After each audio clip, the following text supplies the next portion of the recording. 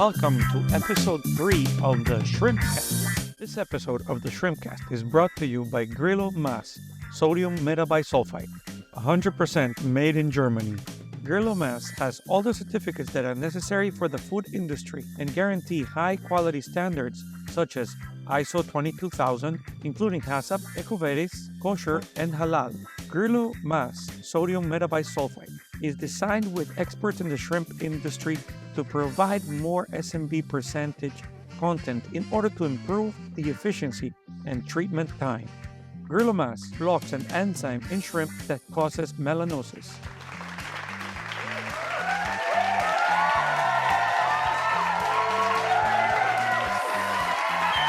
Did you get permission already to be here, Angel? This is the 3rd episode. Are you still hiding under the radar? Yes.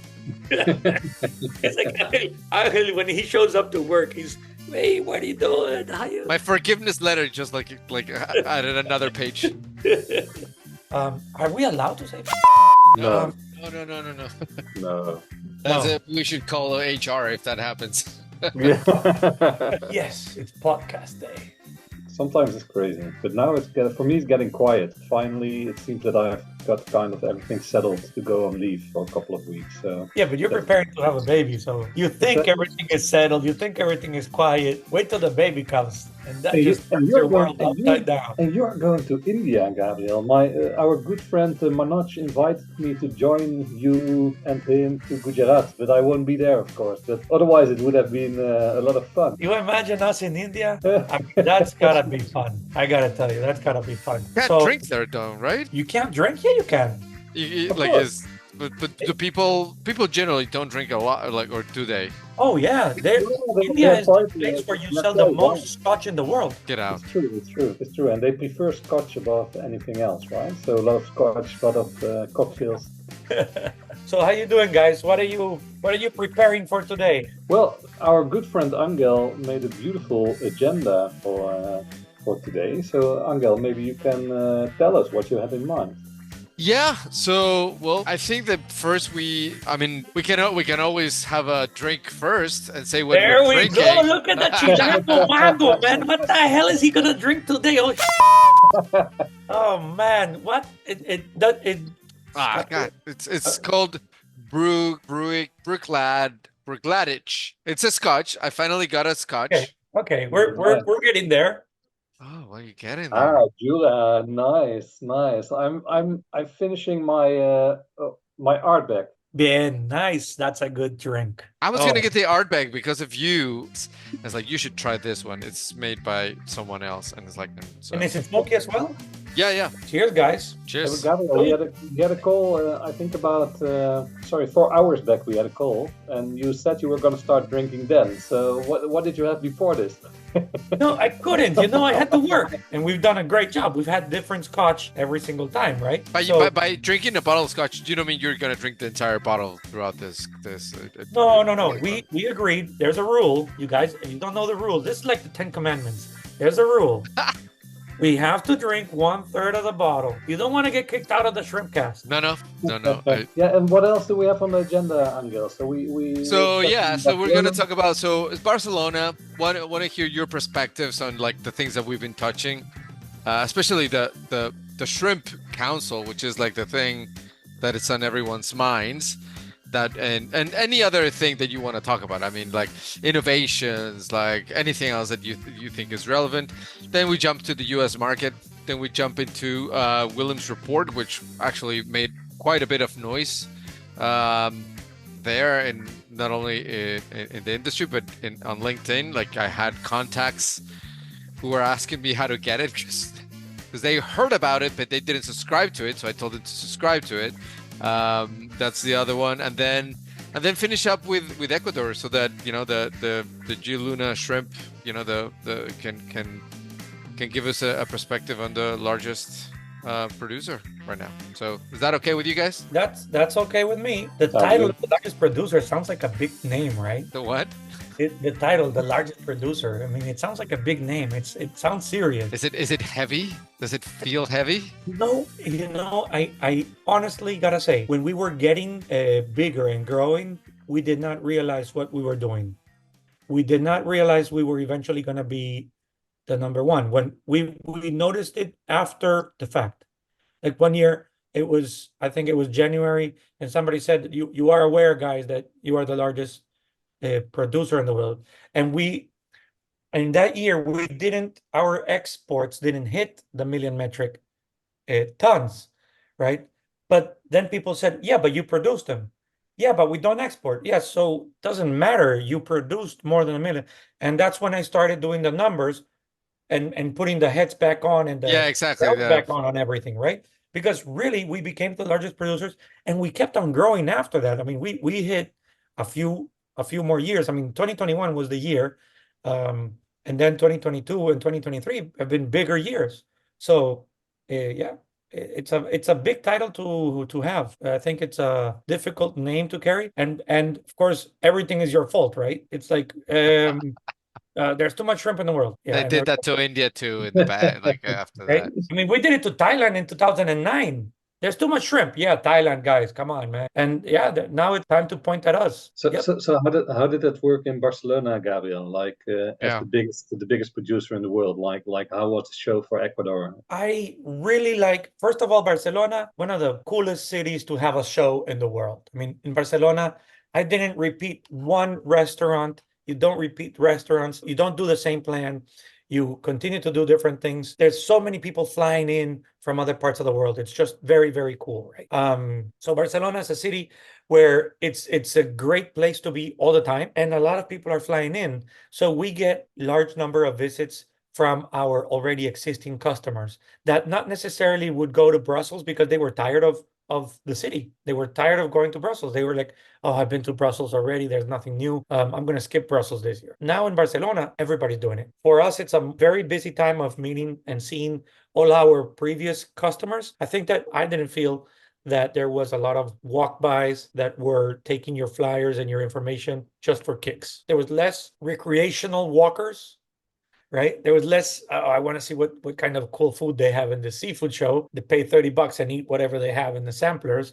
But there was much less of that. And there was much more of people who were really looking to do business or coming for the business aspect of it. So I'm really glad for the show. We got many good leads, and not necessarily new leads, but leads from our customers where every time you meet together and you're like, oh, are you doing this? Yes, we are. You know what? We could do this and that. And it's that 20 minutes, 30 minutes in front, face to face, where you get creative, where that's a new idea, and that pops into your head, rather than your regular email conversations or your regular calls, which are, hey guys, I'm offering you this that I offered you last week, and this price is the same, and this is that, and packaging is the same. You don't get creative usually when you're not in kind of a meeting mode. And here you have a rush because you got 30 minutes, maybe an hour max. So you got the next meeting coming on, both of you. So you want to get as much in as possible. It was a very good show for us. For Ecuador, there's a lot of attention, a lot of people walking our way, but I think that there's a lot of us too. There's a lot of Ecuadorians. A lot. Yeah. Yeah, so of course the day before we had this this really cool first in-person board meeting of the Global Shrimp Council at a very nice private meeting space with a beautiful view over the city. It was pretty, for me, like as even more an outsider than Gabriel, right? In the sense that, you know, like one by one these guys walk into the room, and these are the biggest shrimp producers in the world that suddenly gather for a full day of meeting to discuss one common goal, which is promoting shrimp consumption. For me, it was really kind of mind-blowing, in the sense that, you know, like, yes, everyone was enthusiastic. Yes, everyone signed up to be a member. We have, I believe, more than 40 members by now, of which 13 are in this board. And then suddenly they are in this room and they start speaking. And Gabriel and David Castro, they are kind of leading this meeting. And we have an agenda with all kind of information items and decision items. And actually, the board seems to be so much on board that we move so smoothly through that agenda, and we actually take decisions as a board that really allow the council to shape up and to move forward. I think it's a bit too early to share really a lot about what has been discussed in that board meeting, but I think the overall, you know, like the most important for me was to see the energy in the room. You know, you put 13 people from totally different cultural backgrounds in a room, and you have to make sure that everyone speaks the same language and everyone understands where we are moving. You know, with all the tensions that these companies have among each other as competitors in the marketplace, but then seeing that actually when they have this common reason to get together, that they actually seem to be really full on to make a difference over the next couple of months. That's super exciting. And I think now we have kind of moved from just having the board meeting into shaping committees that will deal with different aspects of what has to do with establishing a legal entity, right? Because it is going to be a legal entity with its own finances, with its own governance, with its own marketing strategy, and everything that comes to that. You know, like the amount of work and an organization is crazy. So it's actually, Gabriel, I don't know how you feel, but for me, it's pretty also there, pretty encouraging to see that actually people, board members, and these people are busy, right? These are not people that have a lot of time in their agenda, and they actually sign up for committee. They show commitment to actually do this together. Well, I'm pretty convinced that that this success will only become bigger, and we are just getting started. There's a lot on the line too. That's probably why, right? Like the future of they do see the future of their companies, even though they're busy. The future of their companies do depend to some degree on how successful this goes. So you guys think? I mean, to a degree. Mm-hmm. So there's a few things there. Yes, a lot of them understand that we are playing a very important game.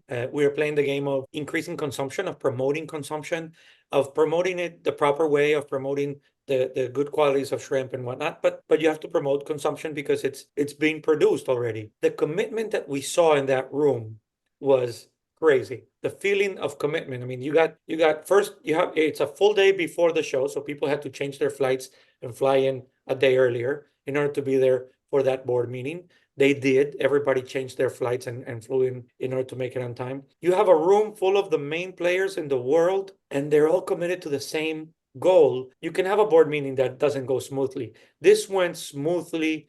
This was everybody was decided to move forward, and they know how important the concept is. We need to advertise the product. So the way I see it, we haven't advertised in 40 years. We've been advertising to the importer. We've been advertising to the buyer. We've been advertising to the supermarket. Supermarket, please buy more shrimp. We haven't gone where we need to go, and now we understand it because we know that we have to make the consumer try to understand what we already understand in the industry.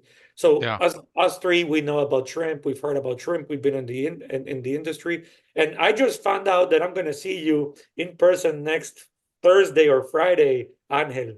Really? Are you going to Guatemala? I am. Oh, that's I'm gonna be in Guatemala next week. Oh, I'm excited. Yeah. There we go. There we go. So I have a full day there. I'm gonna be there on the 23rd. So that's gonna be a cool one.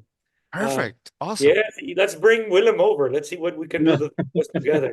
Yeah, I mean, I think this is what I like about this trip, because that we complement. We don't compete. We are full complements on what our expertise or what our strengths generally are. So yeah, and okay, so perfect. So I just to make a little bit of segue on those comments that you were talking about. I was talking 2 days ago with a very large buyer in the US, user, you can call it. It's like a big processor and holder of club stores in the US. And as you know, club stores in the US, they move quite a bit of seafood in general, but a lot of shrimp. And we were talking about, because this person does a lot of all commodities, salmon, shrimp, lots of salmon, lots of everything. And he was in the salmon world for so long, and he talks to me. He's like, we move a lot of shrimp now. When he moved into this part, he's like, he moves a lot of shrimp now, and he was just telling me, he's like, it's just that there's no promotions. Well, of course not. If you see The Norwegians have a marketing council. The Chileans have a marketing council, even the Wild. And there's like ad campaigns that follow the consumer, that have cookies and targeted ads, etc., that follow like end user, like even all the way to the consumer. Shrimp has not been doing this. And if you allow me, I can show you this in the U.S. market. So When is the drinking moment? oh, that's it. Yeah. Thank you, thank you. I've been looking at you, and you were tasting. First things first. I was tasting mine, but I haven't seen. I haven't seen Angel doing his job. So Angel, this is tea time, man. I know. Cheers, guys. You have your tea ready? There we go. Cheers, guys. Ah, yum. Oh man, this is a good drink. You are doing the Ardberg, right? So Yeah. Gouda is a little less smoky than Ardberg. I would say a little. It's a lot less smoky. It's a lot less. Ardberg goes all the way out, but this has a nice smoky touch to it. So very enjoyable, the Gouda. I think they would say Jura or something, right? Scotland. Look at this guy. You can tell it's 10 p.m. at his place, right? He's having beer while we're talking. Alcohol free. Wait, you gotta hold your beer. Hold it up. I'm taking a picture. It's alcohol free. You're kidding. What's going on? This is corruption. What are you doing? You're just going for the bloatness? What are you going for? You just want to feel bloated? Yeah, have Diet Coke or something. Thank our sponsor, so we can say This episode of the Shrimpcast is brought to you by Grillo MAS, sodium metabisulfite, 100% made in Germany. Grillo MAS blocks an enzyme in shrimp that causes melanosis. all right, so Angel, you were gonna show us something. Show it. Oh yeah. Of course. What are we talking about? Yeah, no. So, yeah, the whole point of that is like, okay, we were talking about like, well, how do we do this on like in consumption and promoting and all this directly to the consumer, right? So, I think, and you remember, Willem, you were saying like, we'll talk about this next time. So I'm gonna talk about it this time, and I'm gonna share my screen right now. One of the things that we do here, so if you focus on the left-hand side, right? The left-hand side, I'm gonna like put the little marker here so that you can. So this, I don't think we've ever, or there is anything out there like this, but we have a shrimp demand index. And basically, essentially what this does is it measures demand, but consumer demand. And what do we do with consumer demand is how much shrimp there is in the US, right? How much shrimp there is right now in the US. So it's basically a function of imports, exports, production, and naturally inventories. So the inventories is where it gets tricky. And I think we mentioned this in episode 1. But it measures prices, right? So essentially prices, so Ardberg prices in real terms. So adjusted for inflation and adjusted for population growth. Right? Does that make any sense to you guys? So like you take those numbers, try to make. So I just wanna see if you can explain the what the red line is. Exactly. So that people can follow. First, we're looking at the UBC shrimp demand index, the one that has the arrow on top. Exactly. And we're looking at the red line that's measured from 0 to 180. Exactly. Right? So it's like an index, right? So it's a demand index. So you start at like at 100 in 2012. And as a function of price, so basically it's the elasticity. You're measuring how much elastic are consumers, or how much more they will eat relative to price, obviously adjusted for a lag with inventories, etc. So like the imports are lagged, X months so that they match with prices, and population growth, right? Because we always have more people, right? We're always more. So if it's at 100 and you go below 100, you are in contraction. So right here, people are eating less. And normally you would adjust this seasonally so that you take all the noise out. But essentially what you're saying is like in 2013 and 2014, so prices went up, right? But based on inventory and the lag and the carryover, that demand was still pretty strong, right? 2015, that demand is negative, so it contracted. So even though prices went down, you think like, well, people are going to eat more. Well, Not necessarily, right? You're just gonna bring more, but they might eat it later as they move along in time, and as population grows. But like for example, we have 2016 and 2017. This is great time. So when we like people in the U.S. consume more shrimp relative to price, so imports grew and prices remain actually relatively steady. So if you have those volumes go up and prices don't go down, you can assume that demand is expanding. Does that make sense? Yes, not elastic. Exactly. But then look at what happened in 2021, right? And what happened in 2022. So 2020, Crazy peaks. yeah, but 2022 How is do you like measure? How do you measure that demand? How do you know that demand is 150? one What tells one. you that? So 150 is an index, right? So it's Yeah, it's that's almost like if you start at zero or like if you go negative. So, yeah, but I just started. but you know where I know where you're. Let's say you start at 100, okay? So how? What tells you we're at 150? The, What are the factors? yeah, so it's total supply, right? So you take total supply, which is your imports, In production. production. So it's imports plus production minus exports minus inventory, right? Okay, go one more time just for us slow people. No, it's okay. So it's just like Imports, like net supply. So net supply is, let's start with production plus imports minus exports minus inventory. And inventory is estimated as a function of price changes. So if price changes, we delay those imports because so like basically inventories are just a function of imports, right? Like that's and imports and everything else, right? So that's just, so essentially what I'm trying to say is like there's like a rate of sale. So we have to estimate a rate of sale that matches with price. So basically inventories would go down if prices go up. As simple as that. And the other way around. And this is like the best, that when we got our best R square, which is like the best, and it's not bad. It's like a 0.6 R square. And it gives us essentially what is happening. So 2021 and even 2022, even with all that carry inventory that we had in 2022, we still have pretty good numbers or pretty good demand, right? And that gives us to like, so in order to get to these number, we have to estimate per capita consumption. So per capita consumption reached a peak in 2021 and it has been steadily declining, and we will probably continue to see that decline. And that is where like we need to, that's why it's so relevant to the topic and what you guys are doing, because bringing these guys is like, it's trying to like, you know what, if we already have high consumption,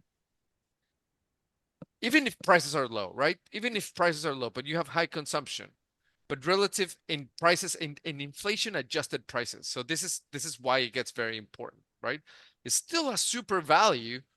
So try to capture that. The problem is that, like I said, just because prices are lower, so let's say that you have any features or you put it in a menu for a threshold that was lower than before, that doesn't mean that people are going to eat it more. That's where the promotion gets interesting, right? and that's exactly the point. That's exactly the point. What you just said right now. Even though when you adjust for inflation, when you adjust and you realize that the price is lower than it was before. And Angel, I just sent you on our WhatsApp. I just sent you a chart. If you can manage to add that to this, we will Yes. go berserk. Yeah. Can you see it now on the? I see it on the screen, yeah, but I would love to see it on your PowerPoint. I It's in the overdid PowerPoint, isn't it? Like I overdid my next hold on, hold on. survey. Look at this. I overdid this completely. This is this is not a tasting game. Your bubble is too full, Gabriel. Isn't it? This is not the way it's supposed to be. That's way too much. I can fix this.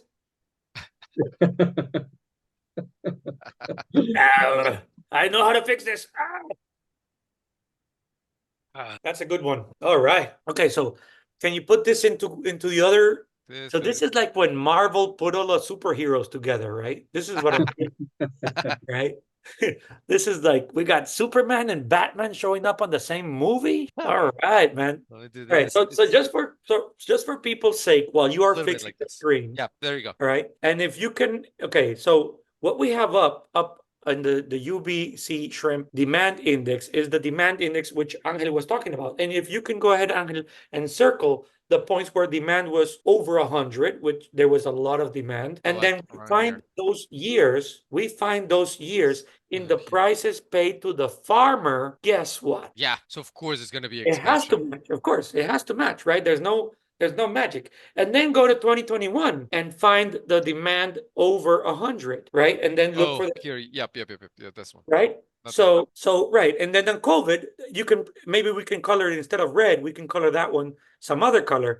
But during COVID on 2020, we can also see the same reaction. Demand under 100 and prices to the farmer way lower than in the last 20 in the last 14 years, Yeah. right? So direct relationship between demand and price. Of course, it doesn't take a scientist for this. This is what we are taught in economics 101 or market what's the name of that? By demand and supply. But having now that's when the kid goes home and says, Dad, I hate that class. When am I going to use this? And here we are, 40 something years Yeah. old, For drinking the scotch. rest of your life. Yeah, and using this on a daily basis, right? Yeah. And analyzing and going backwards on it and saying, well, why is there a need for the Global Shrimp Council and for promoting shrimp? Go ahead and point to that. Demand is super, super depressed, Yeah, right? it's the Because lowest it has we been, at least in the last, I mean, I have 12 exactly. years of history here, but So, it's so what happened? What happened in the 2013, 14, and 15? The world was short 8% of its current production at the moment, right? yes. So the world was short, the world production. When you add up wild, farmed, everybody, we were short 8% of the world production. Yeah. And that's what caused the prices to spike, and that's what caused that demand index to go way above that 100%. Yeah. So today we are way below that 100% because everybody's production worldwide is on par. Everybody's hitting the numbers they said they were going to hit. Everybody's healthy producing. Everybody's healthy harvesting. So we all have the shrimp available. But during the last 15 years, we did not promote to the final consumer. It was just to a steady, and that's the point that I'm trying to make here, is that you're doing this because this, you have a threshold, right? This is your threshold of where people like really will like just eat between this, right? So if prices are around this, they will eat that. But even if you have like prices or like the demand is really low when prices are below any thresholds, like that doesn't mean that people are going to eat more. You need to And that's promote it. So And that's what the farmer is waiting, right? The farmer is saying, oh, prices are so low that people are going to eat more shrimp at this level because it's such a good product. Yes, you and I know that. Yes, the farmer knows that. The farmer knows how much effort he puts into that farm. He knows how careful he is about seeding it, feeding it, harvesting it, transporting it with ice and all the cares and everything that goes into it, right? All of the people in the industry know, but the people out there do not. And I know I sound like a broken record, but we have to get the word out there. And I do this. This is my bottle here that So I'm that gonna. was that was my intention of showing this, but from a numbers perspective, right? So now Very let us move us so that we can continue with the conversation a little bit. So aside from that, then we just look into the U.S. market. The U.S. market actually, this is another thing. Like that's why prices really are not really moving a lot because we have like about 2.5% more. We are a little bit out of sync with like seasonal behavior. We have surpassed the past the like the first 3 months. This is all shrimp, right? So I'm not gonna break it down because then we'll be here the entire day. But less than and for the most part, what I'm trying to also say this is like we are or like the US market is coming back to what it like the growth rates that we were having prior to the pandemic. So stay with me on this one. So if you see the dotted line here, this is what the growth of those imports would have been, absent of the pandemic. Again, adjusted for population growth and all that. This is where we would have been in a steady, stable market. Okay. We are just coming back to that steadiness after like this wild craziness. So when I put it into like from January through April, like an estimate, like the first 4 months, And by the way, April is an estimate, but it's a pretty good estimate. Yeah. We are basically where we're supposed to be, though. So Yeah. like, it's not it's just. But Angel, you want to know how cool? I mean, this to me is Disneyland. These graphs, right? I live for this stuff, right? When you have a circle right above 2021, where there, and that is actual U.S. imports above between 21 and 22, exactly those two, and they are way above what your calculation shows that it should have been. Yeah, even above Right. the highest, like the highest growth, right? Look at the It yellow hit a line, right? Like, record. What way does above. that record mean? So that the guys who are new into the okay, so I spilled a little bit of my drink. I don't know how I'm gonna fix it because I don't Getting too drink. A enthusiastic. little bit. It's still here. I just spilled a little bit. It's still here. So, but I don't spill drinks. So I'm very sad right now. Oh, And Willem got his scotch. we may have to call this a day because I spilled my drink. No, no. Okay, so where I was going, very important message for everybody who's new, for all the new guys who are into shrimp and all of those new salespeople that are onboarding shrimp. Oh, and my just getting my fancy. Where's my shrimp? No shrimp for you. No shrimp for you. No soup for you. No shrimp for you. Okay, so what those two things mean is the U.S. Whether the U.S. wanted to import it or not, the U.S. actually wanted because there was a surge on supermarket consumption.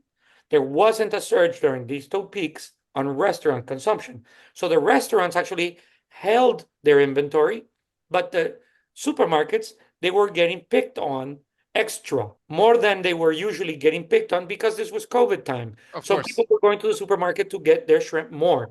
And that's why all of that was way above the calculation of the model, right? So the model shows what the imports should have been, and they are way over the model because of COVID. So there was an external factor that changed everything. Exactly. That all turned into inventory.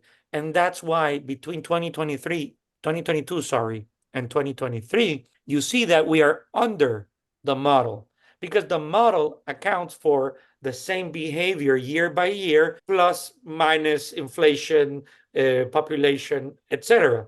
But we are lower because we had to consume the extra imported shrimp in the US. It had to be consumed before you can reorder it. There was too much shrimp in the wrong formats. So In the wrong formats. That's a good one. wrong formats. Yeah, in the wrong packaging. Yeah. So maybe let's do a segue on this so that we can go directly into India now, so that Willem can go over what he has for us.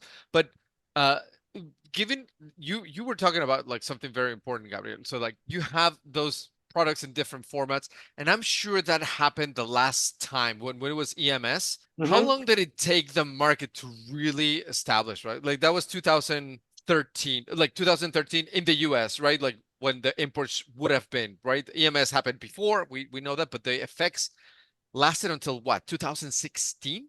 I mean, yeah, it's well into 2024. 2017. Oh, you can say that, yeah. Yeah, because we during 2012, 13, and 14, there was the shortage of shrimp. In 15, everybody around the world said, this year we're going to be healthy again. And they didn't meet their promise. So, of course, I'm a farmer. I'm a farmer in my bones. I mean, I've been a farmer. I like this shrimp. I'm shrimp crazy, all of this stuff, right? And the way we think is this next crop is going to be a great one. And that's what all the farmers were thinking. I have taken all the precautions to promise you that my next crop will be a great one. But what happens is it really isn't, and you didn't solve the disease, and your crop still wasn't where you promised it would be. And that's what happened in 2016, 17, 18, and 19. That's why the prices, even though they dropped, they didn't, even though they dropped in 2015, at the end of 2015, they didn't drop and stay down. They dropped for a month or 2 months. There was a seafood show in Boston where the prices went down crazy. And if you go backwards one slide, I'll show you which one it is. If you go to the previous one, I'll show you. There was a Boston, and it was here, 2015, right on the middle. See, you go to Boston, the prices drop to hell, right? From where they were at that moment. They go to the lowest they had been, right, in 3 years. Like around here, right? And they pick right back up. What happened? People did not meet their production expectations. So they came to the US, they went to the seafood show, and everybody said, you know what, importers, I'm going to have the 100 containers that you need. Please You buy them. also, I've been your yeah. supplier for this X time. Yeah, you also have like the growth of food service. This is the time, 2016, that consumption in the US of food away from home, so basically food service, you could say, surpassed food at home. So you had like that craze. So that is also I gotta write that down. That's just gold, man. And remember, like I've done this with IRI data, well, not IRI anymore, Circana, but like about on volume, like about 70, 65, maybe like pre-pandemic, it's like 60, 70% of all shrimp is consumed in food service, not at retail.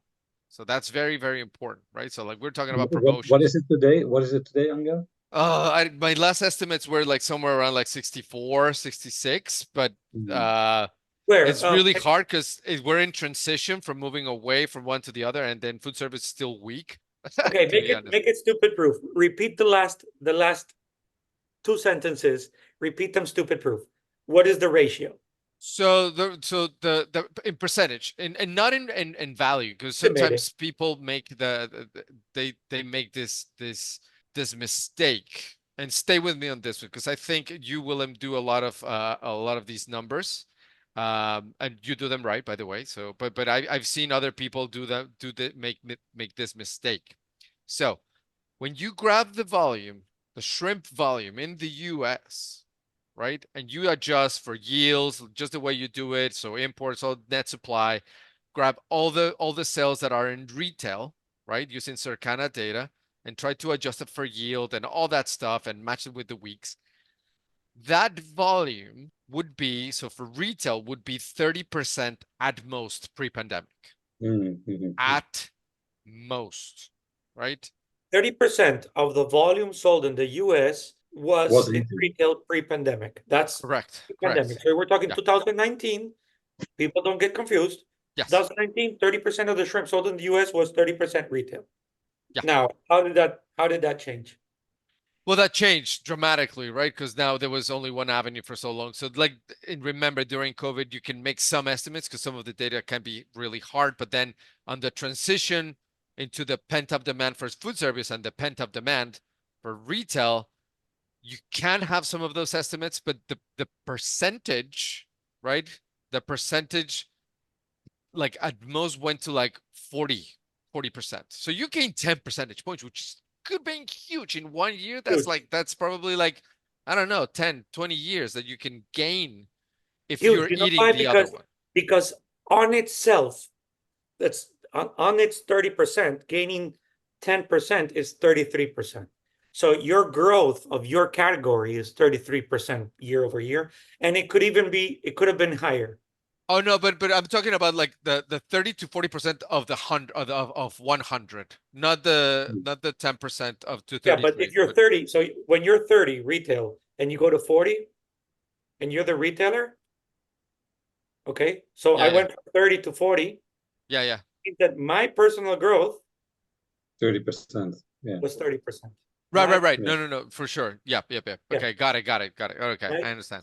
So if you're sitting in the right seat, you saw a 33% growth in your category. Guess what you want?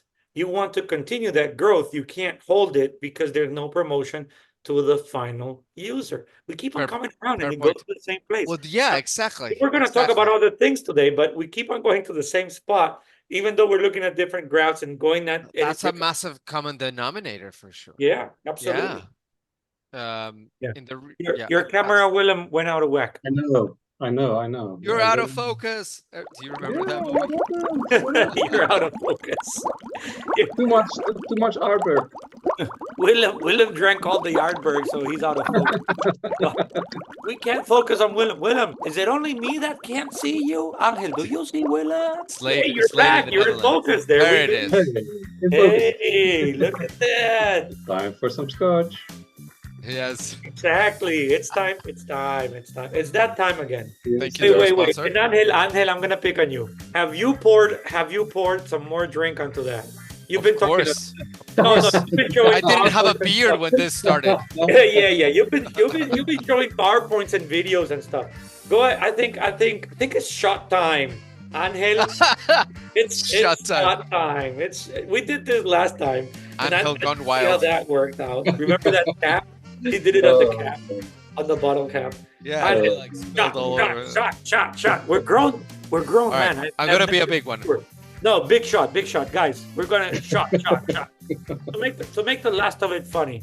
Because this is not funny enough. That's Fine, I'll shot do it. time. It's shot. Yes. Angel, where's your shot, man? You know what? The do it once, but do a small shot, do a second shot, and then when you do the third one, chug it all out. Because when you chug it on the third one, it doesn't hurt.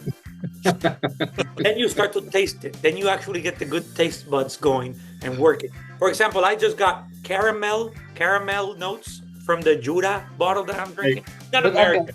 Angel, I do think you need to start drinking earlier. So I think next time you need to... I think 30 minutes before we start. Dude, I have chocolate mushrooms, and I Chocolate so mushroom. much. Game over. We're done. Gone, man. Chocolate mushroom. This was a drinking game. You guys ruined it.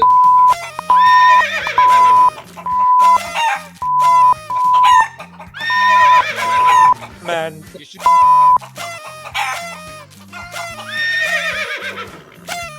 You're so old-fashioned, dude. He's my age, by the way. This episode of the Shrimpcast is brought to you by Grillo MAS, sodium metabisulfite, 100% made in Germany. Grillo MAS has all the certificates that are necessary for the food industry and guarantee high quality standards such as ISO 22000, including HACCP, EcoVadis, kosher, and halal.